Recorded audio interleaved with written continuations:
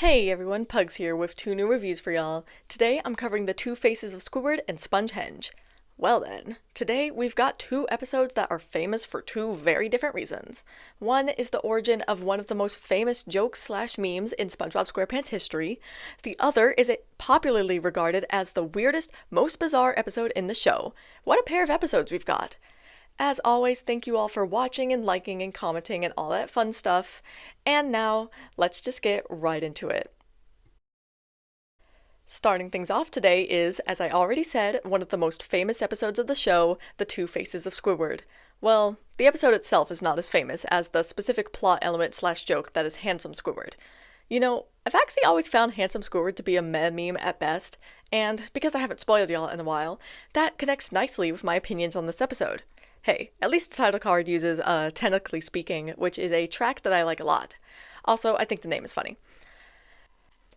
The Two Faces of Squidward begins decently, with SpongeBob and Patrick singing ever so slightly annoyingly. I liked Squidward's quip about the evolutionary clock ticking backwards, which was also a fun fourth wall break as he was addressing the audience here.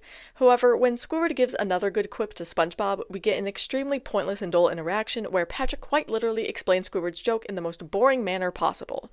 And this is coming from someone who also tends to explain the joke, so that's saying something.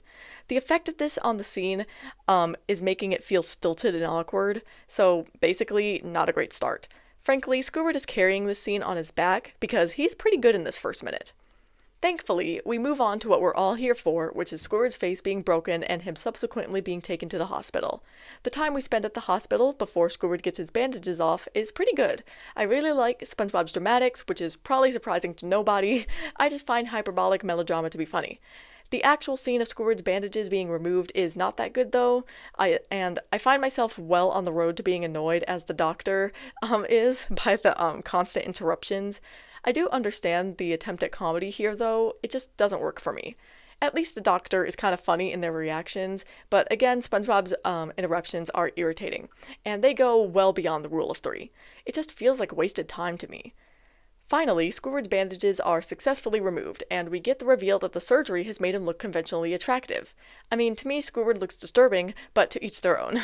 One thing I like in this episode is the dynamic between SpongeBob and Squidward. I really like that SpongeBob and Squidward proceed to get along pretty well for the rest of the episode. It's satisfying when they have a mutually cooperative relationship like this. Goes to show that a lot of their bad relationship is a result of Squidward's own misery. If he feels good about himself, he can stand SpongeBob just fine. Just food for thought. The scene of them walking around town is fine enough, but seeing everyone swoon over Squidward just isn't all that entertaining on its own. The guy who thought he could fly, though, I liked it, and will return to him, as he is the cause of one of my favorite brick jokes in the show. I really like the pacing of this episode. It does a great job at escalating the conflict as people believe they're increasingly entitled to Squidward's space and body. It's rather disturbing, honestly. And I mean, it's very clearly a commentary on celebrity culture and parasocial relationships, so it's definitely astute and relevant. But anyway, what's good here is that Squidward incrementally realizes how problematic his situation is, and so the episode doesn't get stale. If we were watching 6 minutes of people chasing an upset Squidward around, it would get boring. Same if it was 6 minutes of Squidward enjoying this. But Squidward here enjoys his fame for a while, even as his fans get more fanatical, until he finally gets sick of it. This makes it better to watch, and I just want to acknowledge that. And it's nice that this happens to Squidward, the guy who always seems to be wanting fame. He realizes it's not all it's cracked up to be. This is not to say the rest of the episode is particularly enjoyable though. The way people harass Squidward gets increasingly uncomfortable to watch, and like I said, this is how some people act towards celebrities. Now don't get it twisted, I hate celebrity culture and most celebrities suck as people, but I can still feel empathy for them. Squidward's problem is that he doesn't have the money to put a barrier between him and the rest of the populace. And of course, when Squidward and SpongeBob make it to the Krusty Krab, Mr. Krabs wants to make a profit off of Squidward's fame, which would certainly be a fate worse than death for the octopus. So Mr. Krabs is no help, which is very much in character for him. And so now we reach the part of the episode that is far more familiar. SpongeBob and Squidward plot to get Squidward's face back to normal, and the execution is hilarious. Unfortunately, the plan backfires horribly as it turns Squidward into an even more conventionally attractive hunk of a man, the true handsome Squidward. This Squidward looks even more unsettling to me. He's just ridiculous. I also like how his shirt changes into an entire, leotard, and this is also when we get the payoff to the brick joke with the shoe. and SpongeBob pushes Squidward out of the way, and the way Squidward just stumbles and falls so gloriously and dramatically is so freaking funny. Like, the music and everything is just perfection. Squidward slams into a pole in a horribly painful looking way, and I think the shoe just bonking on SpongeBob's head after all of that slow-mo drama is perfect comedy. The end of the episode did not quite follow up on this perfection. Mr. Krabs loses all of his potential customers since Squidward is back to normal, and so he tries to get Squidward back to being conventionally attractive by smashing his face in with the door. It's not exactly funny, and I just kind of feel bad for Squidward more than anything, but not too bad, of course. The slapstick was just more brutal than I would have liked. I also think it would have been funnier if somehow Mr. Krabs, got this handsome treatment or something, like just as a bit of comeuppance for trying to sell out Squidward. At least the shot of the Krusty Krab that ends the episode is nice. The Two Faces of Squidward is alright. There are some funny moments here and there, and it's really only the bit with handsome Squidward sailing through the air that makes me laugh out loud. Other moments are stilted and awkward and a little weird to sit through, and then there are other moments where I am made physically uncomfortable by the actions of the townspeople. As a whole, I'd say this episode is not exactly boring, but still very dull. The premise of this episode is decently interesting, but I feel like not enough was done with it. It's more all of the missed opportunities for actual comedy than the plot that makes me feel like this, though. So all of this is why the episode is landing in my okay tier, where it comes in with a score of 6.5 out of 10. Alright, who's ready for some analysis? I hope y'all are, because that's what this review is going to be a lot of. SpongeHenge is frequently called one of the weirdest, oddest, and most disturbing episodes in the show. I'm inclined to agree, because this episode is very, very weird. And let me tell you, I dig that. I admire the commitment to the bizarre that is this episode, and since this episode aired, this commitment has been almost entirely unmatched. I can only think of 2 or 3 other episodes that really meet this episode in terms of weird vibes, and they're all from the next couple of seasons, funny enough. I guess this show has moved beyond this kind of liminal weirdness. The fact that the title card OST for this episode is Dancing the Hula somehow enhances the vibes, because just hearing that makes the episode start out so innocently. You've got no idea what is to come. I'll discuss this in detail throughout this review, but everything about SpongeHenge has an air of weird to it, which to me shows that this episode is proof of writing talent, but I'll talk about that later. The beginning scene, which is already a bit different than what we normally get out of the show, given that it's basically a cold open, or as close to one that this show can get since the title sequence always comes before an episode begins. But anyway, this scene already gives off weird energy because of how it's delivered. It feels slow. I'm struggling to think of a better way to explain that. When the leftovers hit SpongeBob in the face and he opens his window to a windy, empty night, the vibes stay weird. It's almost a bit eerie, just hearing the sound of the wind. But these vibes are nothing compared to what we'll see later. They're just the appetizer. Things get moving pretty quickly once SpongeBob realizes that his pores make musical noises in the wind, and the whole segment of him playing with that is entertaining enough. It doesn't take long for jellyfish to start flocking to SpongeBob, which is the main conflict of this episode. We get a random joke about the moon and sun having faces, which adds to the weirdness, and then suddenly it's daytime and SpongeBob's gotta go to work. Unfortunately for him, the wind and the jellyfish have other plans, as the two work together in tandem to prevent him from going in a bunch of, at the very least, visually interesting gags. In other words, not all of the gags are funny. Things get better once we finally get the entrance of another character into this episode, excluding the cold open, of course. SpongeBob calls Mr. Krabs, who, as always, provides some great deadpan reactions to SpongeBob's shenanigans. And luckily, Mr. Krabs is able to get SpongeBob to work, using a fishing pole in a pretty amusing scene. This segment at the Krusty Krab, along with the reeling in bit before it, is probably the part of this episode that is the most typically SpongeBob SquarePants, although it too is not without some odd undertones. The wind shows up yet again at the Krusty Krab, meaning that SpongeBob's pores emit those whistling tones that make the jellyfish reappear. But, it's not just that. The Krusty Krab just feels so empty in this scene. Maybe it's because SpongeBob hardly interacts with anyone else during the entire scene. This episode is extremely SpongeBob focused, which again adds to the weirdness, as we're kinda zeroed in on this one character, and so he feels isolated. And then, of course, the wind ends up blowing the entire restaurant away, which then marks Patrick's entrance into the episode. It's funny that Patrick is so bored by his TV, because so far I'm bored by his scene. That was mean, but true. And unfortunately, SpongeBob finds no sanctuary at Patrick's house, as once the wind somehow knocks it open, the jellyfish come back and Patrick kicks SpongeBob out. That was a little uncalled for, but I'll let it slide. After this, SpongeBob is forced to go into hiding, finally losing them in a deep, dark cave. This segment of SpongeHenge is obviously the most explicitly and purposefully eerie, given how SpongeBob talks about how dark and scary the cave is. SpongeBob starts to lose his mind inside the cave, which is now something I'm realizing Season 5 does a lot of, and he starts to carve rocks out of his own image. At this point in the episode, we've got no idea how much time has passed, only that it is now later. Given the kind of spectacular feats we're used to happening in this show, it could be as little as a few hours later. Yet another way the later reveal serves the weird vibes of this episode. But anyway, SpongeBob's madness in this episode is less entertaining than it was in To Save a Squirrel, so this scene is kinda just dull more than anything. SpongeBob gets the idea to take his replica outside to attract the jellyfish away from him, and we see that even though it's been long enough for SpongeBob to grow a full head of hair, it's still extremely windy outside. But again, for all we know, at this point this could just be cartoon logic and it's still the same day. SpongeBob's plan doesn't really work, at least not in its current iteration. I love how SpongeBob just becomes a whole engineering intellectual as he figures out what he has to do to get the jellyfish off of his back, figuring out that he needs to create a huge statue in order to accurately replicate the sound of wind going through his pores. And after another indeterminate amount of time, SpongeBob succeeds in making 7 giant rock versions of himself. Personally, I find the design of these things to look kinda eerie, so I'm just adding it to the list of eerie things from this episode. And it is here that we reach the most famous part of this episode, the ending. SpongeBob's plan works, yay for him, but when he finally returns to the Krusty Krab, he finds that it has been lost to time, buried in the sand, which is a reference to Planet of the Apes. This ending makes the episode feel, well, I'm not sure what the right word is. Not incomplete, but like that the episode doesn't quite tell the whole story, you know? Like, there's a lot of questions left. Like, what happened to the Krusty Krab? To everyone else? How long has it been?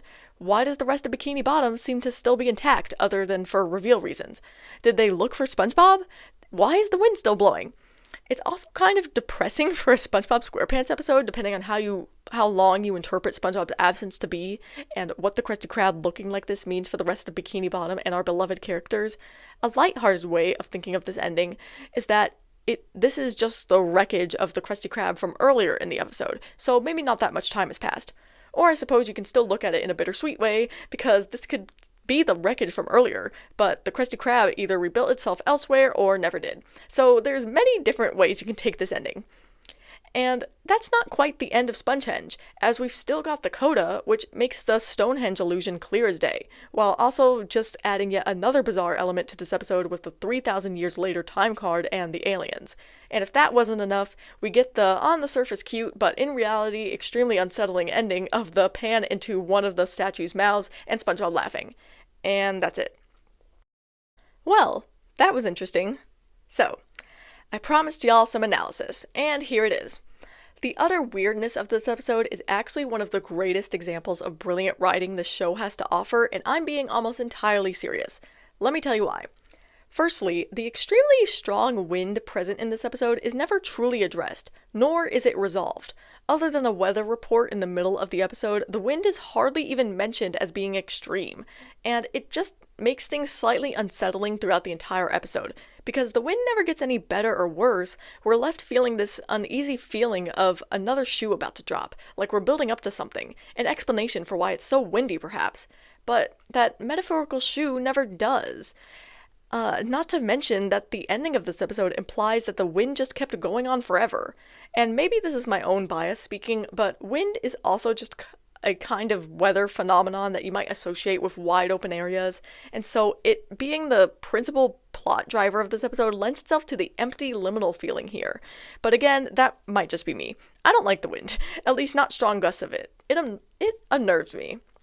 Secondly, the jellyfish's endless pursuit of SpongeBob also adds to that feeling of anxiety underscoring the whole episode, because there really is nowhere safe for SpongeBob, except for apparently that cave.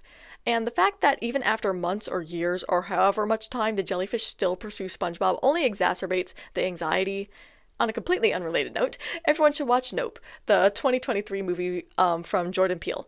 I feel like that movie speaks to another reason why I find the jellyfish's pursuit of SpongeBob to be anxiety-inducing, but to say so would be to spoil the movie. So you should just watch it, and I hope you get what I mean. Thirdly, the writing for the actual scenes in SpongeHenge also seemed to be geared towards creating feelings of unease. The cold open, the stilted jokes, the lengthy segments of nothing much happening. Two of these elements are typically detrimental to an episode, and they aren't not detrimental here, but I'll get to that. But here they add to the feeling that something is wrong here, so I think it's impressive how detractors are turned into modifiers in this way. Oh, and just one other thing that I realized, like, just now as I was making the visuals for this episode, so this wasn't even in the script, but another reason this episode is so weird is that it's really silent for a SpongeBob SquarePants episode. Like, it doesn't use a lot of background tracks. Like, you can check the wiki, you can watch the episode yourself. It doesn't have that many background tracks. A lot of the music in this episode is the sound of SpongeBob's pores and stuff. And so that's just another way that the strangeness of this episode comes out. It also really underscores the slowness of scenes and the empty feeling of this entire episode. So I wonder how much that was on purpose too.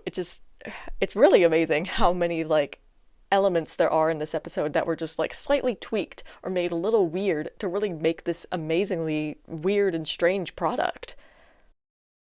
Lastly, we have the final minute or so of the episode, with the ending and then the coda, which take all the weird vibes we get from this episode and extends them, makes them a part of the actual plot, but still without resolving them at all. Not a single question is answered in this episode about literally anything. Not the wind, not the Krusty Krab, not the passage of time. So the ending is wide open, which is a great tool for making something feel off, eerie, anxiety-inducing, etc. Really, everything I've been saying so far does well to turn this episode into an almost psychological horror, which sets it apart from many other episodes and makes it unique. So, now that I've said all that, let me discuss my general thoughts on this episode, enjoyment-wise, because I might surprise you. Don't mistake my gushing over the brilliantly crafted atmosphere as an indication for my rating of this episode, because SpongeHenge ain't nowhere near amazing tier. Listen, the atmosphere is perfect, and I find the writing to be brilliant, but other elements of this episode are just not up to par. And while they might serve the brilliant writing, ultimately I'm here to watch a sitcom, not a psychological horror, and as such my ratings will reflect that. And there's only so much you can do to write an effective psychological horror with SpongeBob SquarePants of all shows, but I can discuss that another time. As shown by SB129 and another episode I won't name yet because I don't want pitchforks coming my way, bizarre can be done well while still being amusing and funny. This episode, unfortunately and sadly, is boring almost all the way through, and there's really only one funny moment with Mr. Krabs reeling SpongeBob in, as well as his little quip earlier while on the phone. Without the eerie atmosphere, SpongeHenge would be entirely unremarkable, so that does make me curious what the goal of this episode was. I wish we could hear more about the behind the scenes because this episode is intensely interesting to me, and always has been. And I hate that I don't love it more because I hate spouting similar opinions to others who don't like this episode. Like, no, don't let me in with them. Okay, I get this episode. I do. It just doesn't quite work for me. The atmosphere is perfection, and it's a shame that many people don't see that.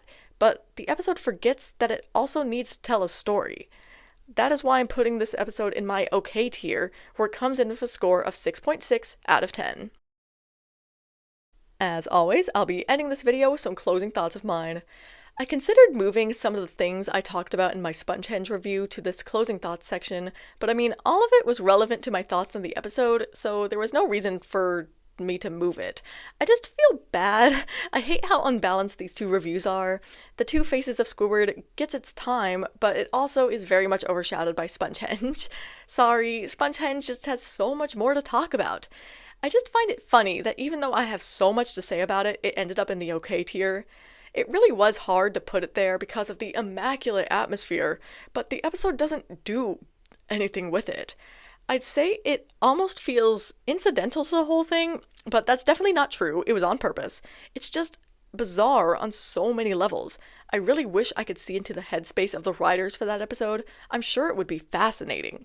It's also really a shame that SpongeHenge isn't better than it is, because if it hit those comedic notes, it may have been one of the best episodes in the series. At least there is one future episode that will take this episode's shtick and do it better, but again, I don't want pitchforks, so my lips are sealed until I get to that episode. And then as for Two Faces of Squidward, or The Two Faces of Squidward. Oops, I just said the title wrong. Since it's still being overshadowed even in the closing thoughts, I've gotta admit I never understood why Handsome Squidward took off. Like, I don't actually get it. Is he even a meme? What would you call it? I don't even know. Alright, that's it for me. I'm just gonna go ahead and end this review here, and I'll see y'all next time.